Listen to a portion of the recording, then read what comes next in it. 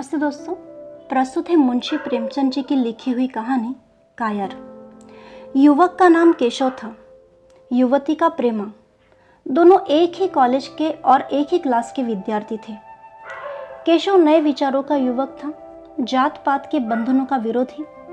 प्रेमा पुराने संस्कारों की कायल थी, पुरानी मर्यादाओं को और प्रथाओं में पूरा विश्वास रखने वाली।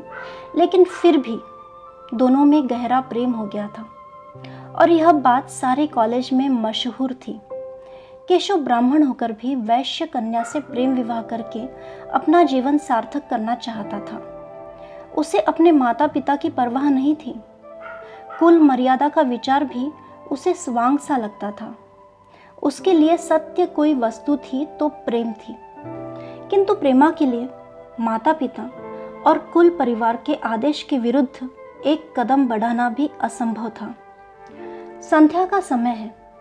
विक्टोरिया पार्क के एक निर्जन स्थान में दोनों आमने सामने हरियाली पर बैठे हुए हैं। सैर करने वाले एक एक करके विदा हो गए, किंतु ये दोनों अभी वही बैठे हुए हैं। उनमें एक ऐसा प्रसंग छिड़ा हुआ है जो किसी तरह समाप्त नहीं होता।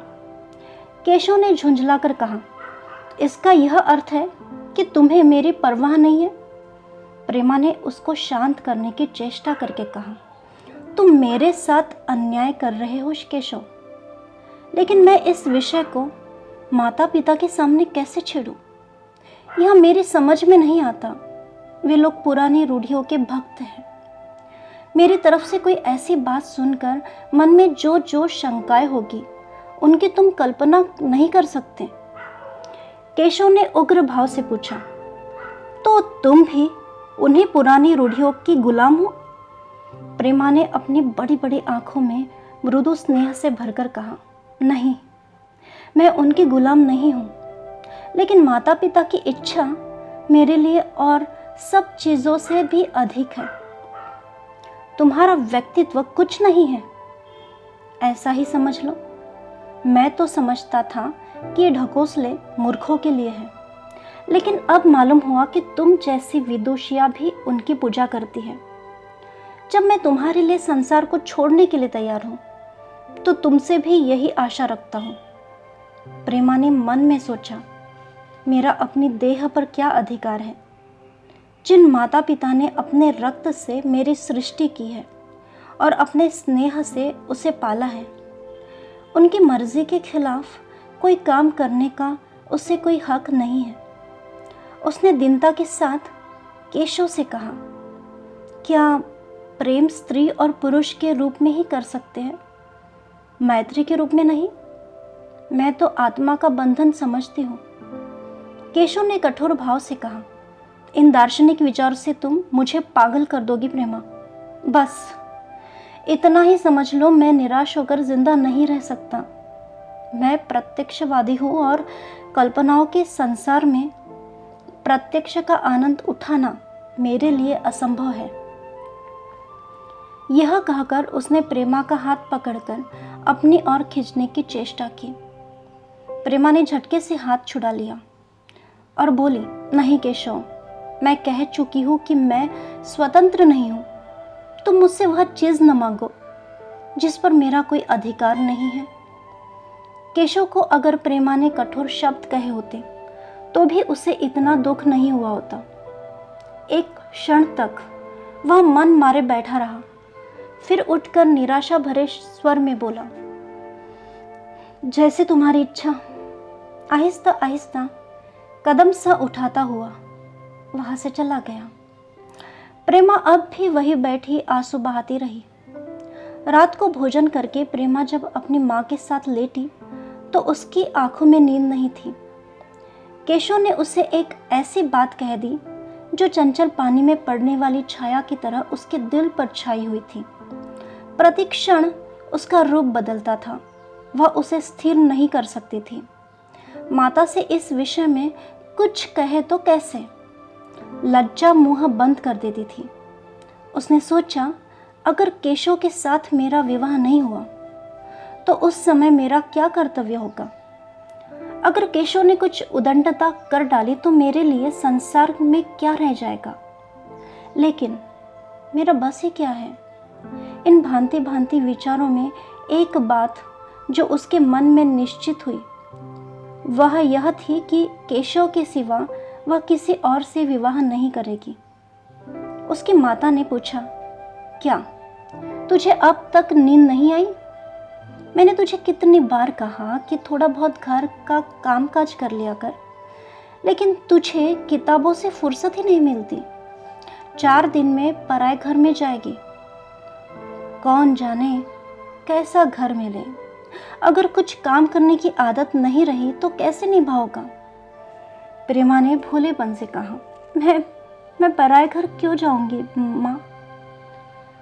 माता ने मुस्कुराकर कहा, लड़कियों के लिए यही तो सबसे बड़ी विपत्ति है बेटी। माँ बाप की गोद में पलकर जो ही सयानी हुई दूसरों की हो जाती है। अगर अच्छे प्राणी मिले तो जीवन आराम से कट गया, नहीं रो रो कर दिन काटना पड़ा। सब कुछ भाग्य के अधीन है।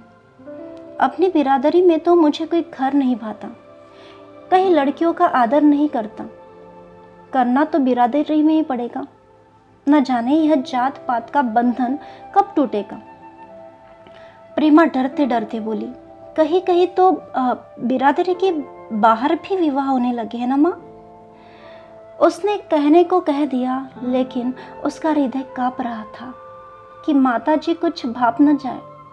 माता ने विस्मय के साथ पूछा, क्या हिंदुओं में ऐसा हुआ है? फिर उसने आप ही आप उस प्रश्न का जवाब भी दिया, और 2-4 जगह ऐसा हो भी गया तो उससे क्या होता है माँ? प्रेमा ने इसका कुछ जवाब नहीं दिया। भय हुआ कि माता कहीं उसका आशय न समझ जाए। उसका भविष्य एक अंधेरी खाई की तरह उसके सामने मुंह खोले खड़ा था, मानो उसे निगल जाएगा। उसे न जाने कब नींद आ गई। प्रातःकाल प्रेमा सोकर उठी तो उसके मन में एक विचित्र साहस का उदय हो गया। सभी महत्वपूर्ण फैसले हम आकस्मिक रूप से लिया करते हैं, मानो कोई दैवी शक्ति हमें उसकी ओर खींच ले जाती है। वही हालत प्रेमा की थी। कल तक वह माता पिता के निर्णय को मान्य समझती थी, पर संकट को सामने देखकर उसमें उस वायु की हिम्मत पैदा हो गई थी जिसके सामने कोई पर्वत आ गया हो। वही मंद वायु प्रबल वेग से पर्वत के मस्तक पर चढ़ जाती है और उसे कुचलती हुई दूसरी तरफ जा पहुंचती है। प्रेमा ने मन में सोचा कि यह देह माता पिता की है, किंतु आत्मा तो मेरी है। मेरी आत्मा को जो कुछ भुगतना पड़ेगा वह इसी देह से भुगतना पड़ेगा। अब वह इस विषय में संकोच करना अनुचित नहीं समझती थी, घातक समझ रही थी। अपने जीवन को क्यों ऐसे झूठे सम्मान पर बलिदान करें? उसने सोचा, विवाह का आधार अगर प्रेम न हो तो वह देह का विक्रय है। आत्मा समर्पण क्यों बिना प्रेम के किया जा सकता है? इस कल्पना ही से न जाने किसी अपरिचित युवक से उसका विवाह हो जाएगा। उसका हृदय विद्रोह कर उठा। वह भी नाश्ता करके कुछ पढ़ने जा रही थी कि उसके पिता ने प्यार से पुकारा, मैं कल तुम्हारे प्रिंसिपल के पास गया था, वे तुम्हारी बड़ी तारीफ कर रहे थे। प्रेमा ने सरल भाव से कहा, आप तो यूं ही कहा करते हो। नहीं, सच। यह कहते हुए उन्होंने अपनी मेज की दराज खोली और मखमली चौखटों में जड़ी हुई एक तस्वीर निकालकर उसे दिखाते हुए बोली, यह लड़का ICS के इम्तिहान में प्रथम आया है। इसका नाम तो तुमने सुना होगा।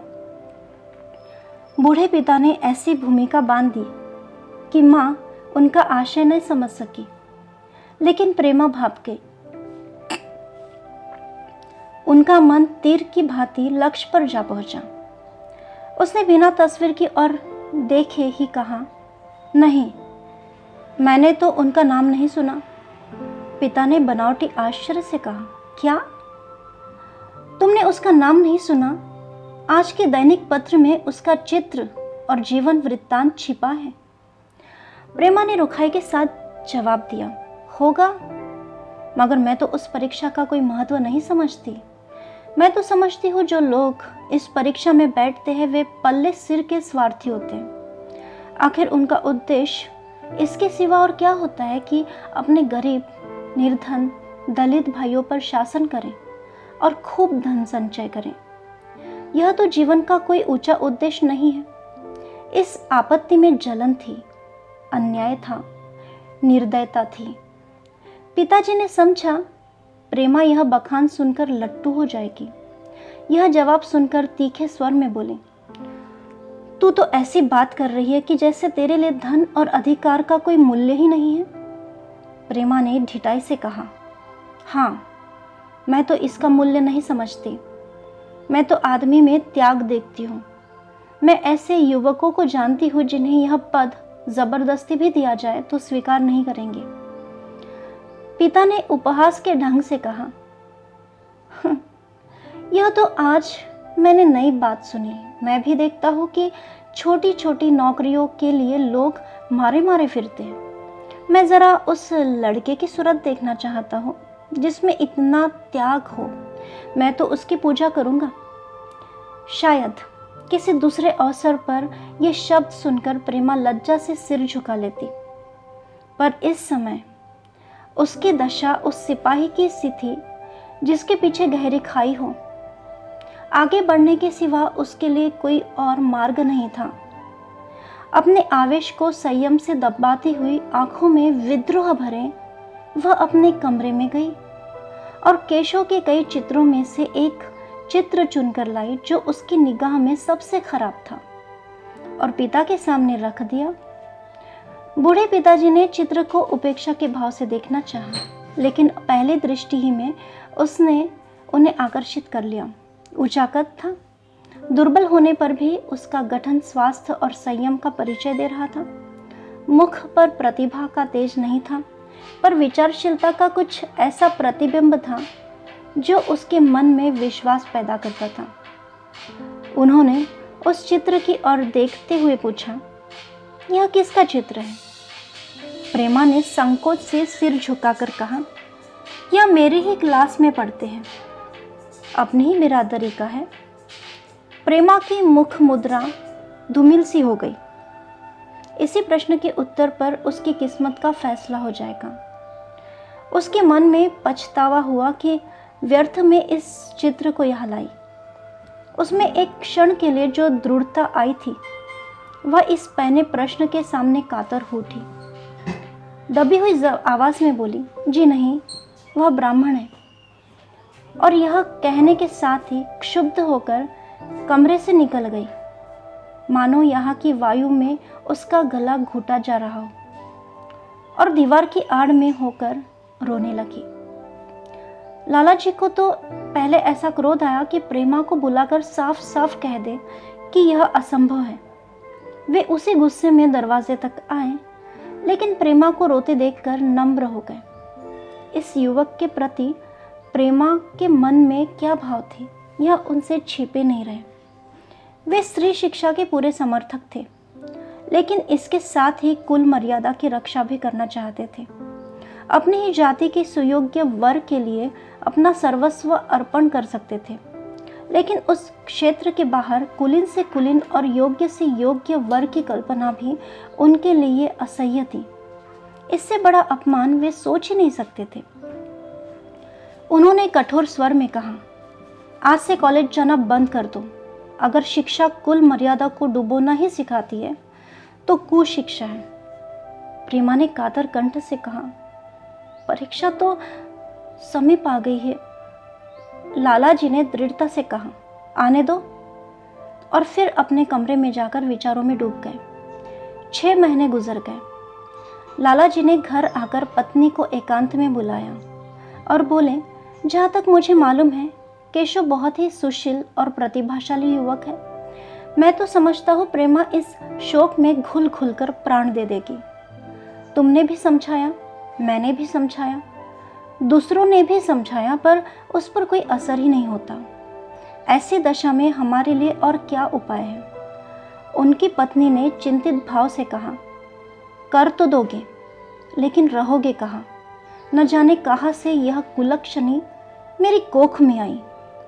लाला जी ने भवे सिकोड़कर तिरस्कार के साथ कहा, यह तो 1000 दफा सुन चुका हूं, लेकिन कुल मर्यादा के नाम पर कहाँ तक रोए।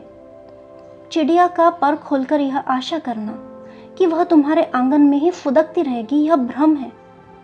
मैंने इस पर ठंडे दिल से विचार किया और इस नतीजे पर पहुंचा हूं कि हमें इस आप धर्म को स्वीकार कर लेना चाहिए।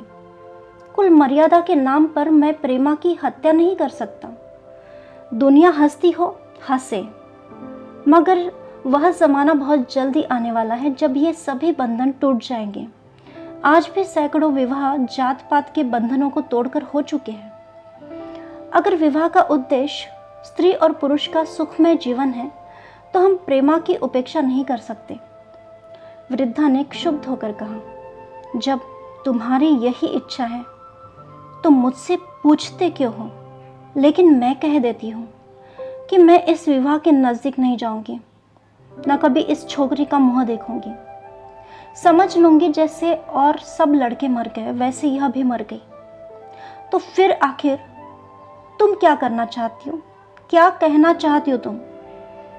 क्यों नहीं उस लड़के से विवाह कर देते?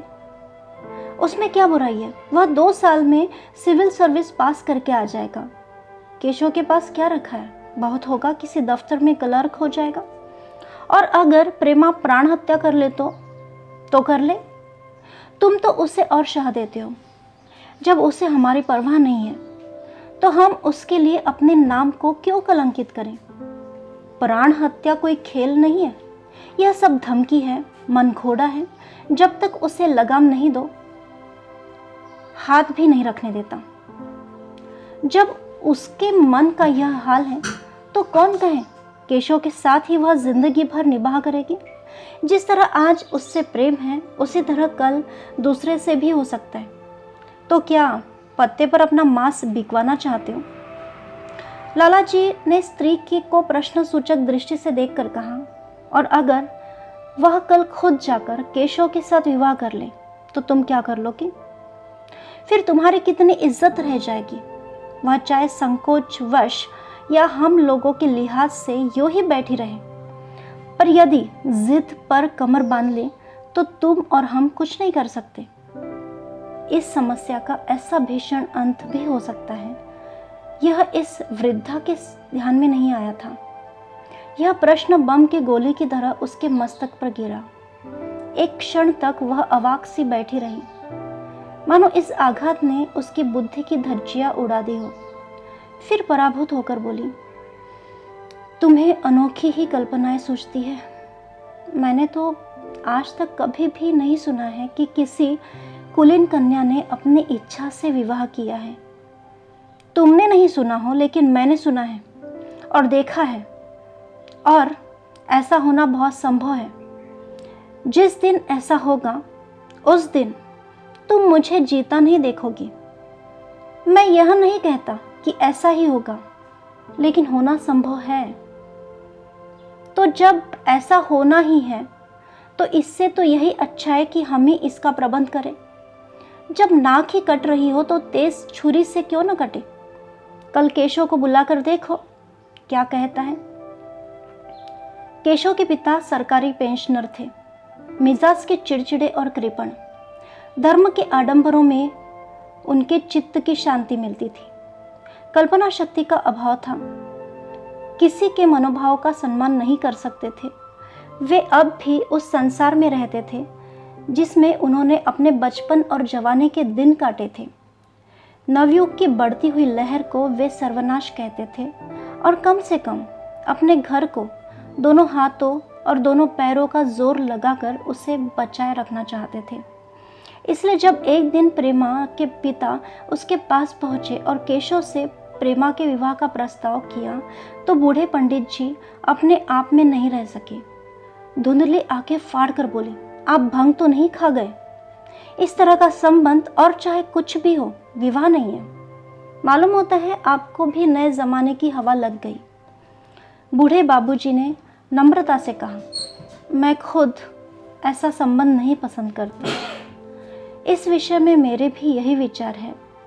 जो आपके, पर बात ऐसी आ पड़ी है कि मुझे विवश होकर आपकी सेवा में आना पड़ा। आजकल के लड़के और लड़कियां कितने स्वेच्छाचारी हो गए हैं, यह तो आप जानते ही हैं। हम बूढ़े लोगों के लिए अब अपने सिद्धांतों की रक्षा करना कठिन हो गया। मुझे भय है कि कहीं ये दोनों निराश होकर अपनी जान पर न खेल जाएं। बूढ़े पंडित जी जमीन पर पांव पटकते हुए गरज उठे, आप क्या कह रहे हो साहब? आपको शर्म नहीं आती? हम ब्राह्मण हैं, और ब्राह्मणों में भी कुलीन। ब्राह्मण कितने ही पतित हो जाए, इतने मर्यादा शून्य नहीं है कि बनिए बकालों की लड़की से विवाह करते फिरे।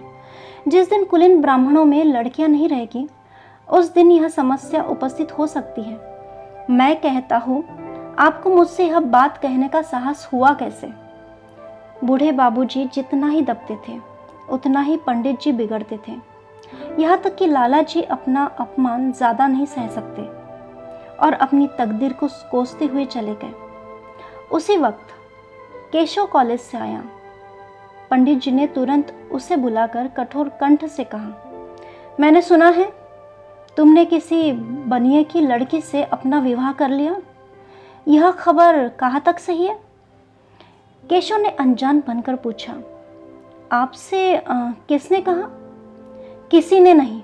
मैं पूछता हूँ, यह बात ठीक है कि नहीं? अगर ठीक है और तुमने अपनी मर्यादा को डुबोना का निश्चय कर लिया है, तो तुम्हारे लिए हमारे घर में कोई स्थान नहीं। तुम्हें मेरी कमाई का एक धेला भी नहीं मिलेगा। मेरे पास जो कुछ है वह मेरी अपनी कमाई है। मुझे अख्तियार है कि मैं उसे चाहे जिसे दूं। तुम यह अनीति करके मेरे घर में कदम नहीं रख सकते। केशव पिता के स्वभाव से परिचित था। प्रेमा से उसे प्रेम था। वह गुप्त रूप से प्रेमा के साथ विवाह कर लेना चाहता था। बाप हमेशा तो बैठे नहीं रहेंगे। माता के स्नेह पर उसे विश्वास था। उस प्रेम की तरंग में वह सारे कष्टों को झेलने के लिए तैयार मालूम होता था। लेकिन जैसे कोई कायर सिपाही बंदूक के सामने जाकर हिम्मत खो बैठता है और कदम पीछे हटा लेता है, वही दशा केशव की हुई। वह साधारण युवकों की तरह सिद्धांतों के लिए बड़े बड़े तर्क दे सकता था। जबान से उनमें अपनी भक्ति की दुहाई दे सकता था, लेकिन इसके लिए यातनाएं झेलने का सामर्थ्य उसमें नहीं था। अगर वह अपनी जिद पर अड़ा और पिता ने भी अपनी टेक रखी, तो उसका कहाँ ठिकाना लगेगा? उसका जीवन ही नष्ट हो जाएगा। उसने दबी जबान से कहा, जिसने आपसे यह कहा है बिल्कुल झूठ है। पंडित जी ने तीव्र नेत्रों से देखकर कहा, तो यह खबर बिल्कुल गलत है? जी हाँ, बिल्कुल गलत है।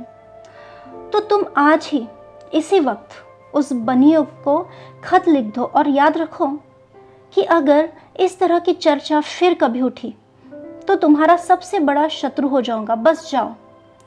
केशव और कुछ कह नहीं सका, वहां से चला गया। ऐसा मालूम हुआ कि उसके पैरों में दम ही नहीं है। दूसरे दिन प्रेमा ने केशव के नाम से यह पत्र लिखा, प्रिय केशव, तुम्हारे पूज्य पिताजी ने लाला जी के साथ जो अशिष्ट और अपमानजनक व्यवहार किया है, उसका हाल सुनकर मेरे मन में बड़ी शंका उत्पन्न हो रही है। शायद उन्होंने तुम्हें भी डांट फटकार बताई होगी। ऐसी दशा में मैं तुम्हारा निश्चय सुनने के लिए विकल हो रही हूँ। तुम्हारे साथ हर तरह का कष्ट झेलने को तैयार हूँ। मुझे तुम्हारे पिताजी की संपत्ति का मोह नहीं है। मैं तो केवल तुम्हारा प्रेम चाहती हूँ और उसी में प्रसन्न हूँ। आज शाम को यही आकर भोजन करो। दादा और माँ दोनों तुमसे मिलने के लिए बहुत इच्छुक हैं। मैं वह स्वप्न देखने में मग्न हूँ जब हम दोनों उस सूत्र में बंधे जाएंगे जो टूटना नहीं चाहता, जो बड़ी से बड़ी आपत्ति में भी अटूट रहता है। तुम्हारी प्रेमा। संध्या हो गई और इस पत्र का कोई जवाब नहीं आया। उसकी माता बार बार पूछती थी, केशव आए नहीं? बूढ़े लाला भी द्वार की ओर आंख लगाए बैठे थे। यहाँ तक कि रात के 9 बज गए, पर केशव नहीं आया और न ही उनका पत्र। प्रेमा के मन में भांति भांति के संकल्प उठ रहे थे। कदाचित उन्होंने पत्र लिखने का अवकाश नहीं मिला होगा या आज आने की फुर्सत नहीं होगी। केशव ने पहले उसके पास जो प्रेम पत्र थे उन सबको उसने पढ़ा। उनके एक एक शब्द से कितना अनुराग टपक रहा था, उसमें कितना कंपन था, कितनी विकलता, कितनी तीव्र आकांक्षा। फिर उसे केशव के वे वाक्य याद आ गए जो उसने सैकड़ों बार कहे थे। कितनी बार वह सब उसके सामने रोया था। इतने प्रमाणों के होते हुए निराशा के लिए कहाँ स्थान था। मगर फिर भी सारी रात उसका मन जैसे सूली पर टंगा था। प्रातःकाल केशव का जवाब आया। प्रेमा ने कांपते हुए हाथों से पत्र लेकर पढ़ा। पत्र हाथ से गिर गया। ऐसा जान पड़ा मानो उसके देह का रक्त स्थिर हो गया हो। लिखा था, मैं बड़े संकट में हूँ कि क्या जवाब दूँ। मैंने इधर इस समस्या पर खूब ठंडे दिल से विचार किया है और इस नतीजे पर पहुंचा है कि वर्तमान दशाओं में मेरे लिए पिता की आज्ञा की उपेक्षा करना दूसरा है। मुझे कायर मत समझना, मैं स्वार्थी नहीं हूँ, लेकिन मेरे सामने जो बाधा है उन पर विजय पाने की शक्ति मुझ में नहीं है। पुरानी बातों को भूल जाओ। उस समय मैंने उन बाधाओं की कल्पना नहीं की थी। प्रेमा ने एक लंबी गहरी जलती हुई सांस खींची और उस खत को फाड़कर फेंक दिया। उसकी आंखों से अश्रुधारा बहने लगी। जिस केशव को उसने अपने अंतःकरण से वर लिया था वह इतना निष्ठुर हो जाएगा, उसको रत्ती भर भी आशा नहीं थी। ऐसा मालूम पड़ा मानो अब तक वह कोई सुनहरा स्वप्न देख रही थी, पर आंख खुलने पर वह सब कुछ अदृश्य हो गया। जीवन में जब आशा ही लुप्त हो गई तो अब अंधकार के सिवा और क्या रहा। अपने हृदय की सारी संपत्ति लगाकर उसने एक नाव लदवाई थी। वह नाव जलमग्न हो गई। अब दूसरी नाव कौन वहां से लदवाए। अगर वह नाव टूटी तो उसके साथ वह भी डूब जाएगी। माता ने पूछा, क्या केशव का पत्र है? प्रेमा ने भूमि की ओर ताकते हुए कहा, हाँ, उनकी तबीयत अच्छी नहीं है। इसके सिवा वह कुछ नहीं कह सकी। केशव की निष्ठुरता और बेवफाई का समाचार कहकर लज्जित होने का साहस उसमें नहीं था। दिन भर वह घर के काम धंधों में लगी रही, मानो उसे कोई चिंता ही नहीं है। रात को उसने सबको भोजन कराया, खुद भी भोजन किया और बड़ी देर हारमोनियम पर गाती रही। मगर सवेरा हुआ तो उसके कमरे में उसकी लाश पड़ी हुई थी। प्रभात की सुनहरी किरणें उसके पीले मुख को जीवन की आभा प्रदान कर रही थी। कहानी सुनने के लिए बहुत बहुत शुक्रिया दोस्तों। फिर मिलते हैं एक और नई कहानी के साथ। तब तक के लिए आज्ञा चाहती हूँ। धन्यवाद।